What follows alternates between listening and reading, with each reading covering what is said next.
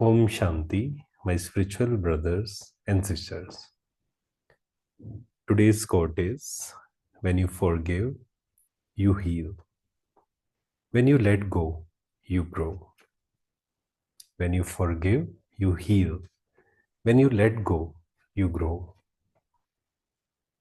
माफ करना, दूसरों को माफ करना, मन को अगर हल्का रखना है, उसकी सबसे पावरफुल विधि है माफ कर दीजिए दूसरों को। आपके साथ किसी ने गलत किया, आपको किसी ने गलत बोला, आपको किसी ने क्रिटिसाइज किया, आपकी कोई लेग पुलिंग कर रहा है, मान लीजिए की थी या कर रहा है, माफ कर दीजिए। खुद को स्ट्रोंग बनाना, आध्यात्मिकता हमें सिखाती है खुद को स्ट्रोंग बनाना है। कई लोग क्या कहते हैं, हम तो बहुत अच्छे हैं, फिर लोग ऐसे क्यों कर रहे हैं। हमें खुद को स्ट्रोंग बनाना पड़ेगा, क्योंकि हर किसी का अपना व्यवहार है, हर किसी का अपना ढंग है जीने का। कोई बिना कारण के क्रिटिसाइज करता है, किसी को पॉजिटिव में भी नेगेटिव देखने की आदत है, किसी को नेगेटिव में भी पॉजिटिव देखने की आदत है। तो दिन में कोई हमें अप्रिशिएट भी करेगा, कोई क्रिटिसाइज भी करेगा। तो अगर किसी ने हमारे साथ गलत किया, बचपन में आपके साथ किसी ने गलत किया, माफ कर दीजिए उसको।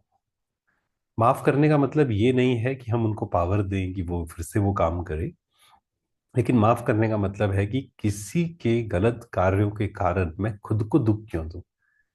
है ना, गुस्सा होना मतलब क्या है कि अगर कोई गलत काम कर रहा है, हम सजा अपने आप को दे रहे हैं।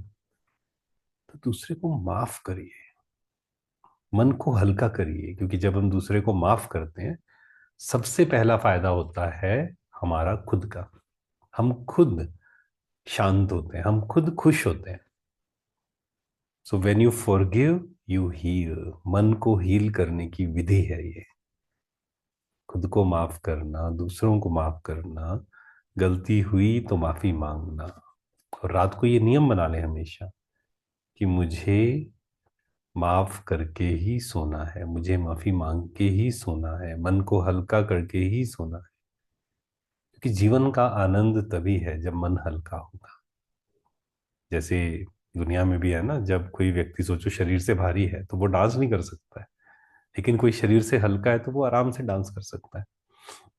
तो मन को हल्का रखेंगे, खुशी से नाचते रहेंगे, भरपूर रहेंगे।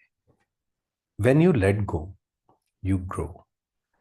जब हम लेट गो करते हैं, चीजों को छोड़ते हैं, पकड़ के नहीं रखते हैं, तो हम ग्रो करते हैं।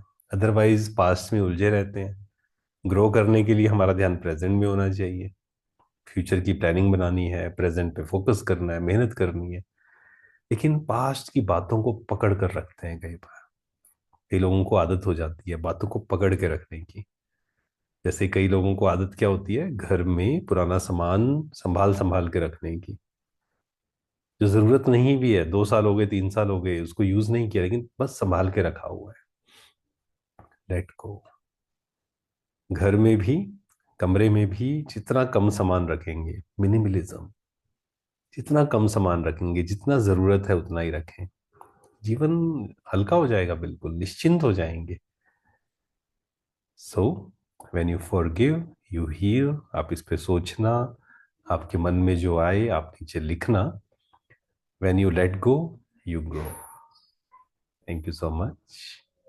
ओम शांति।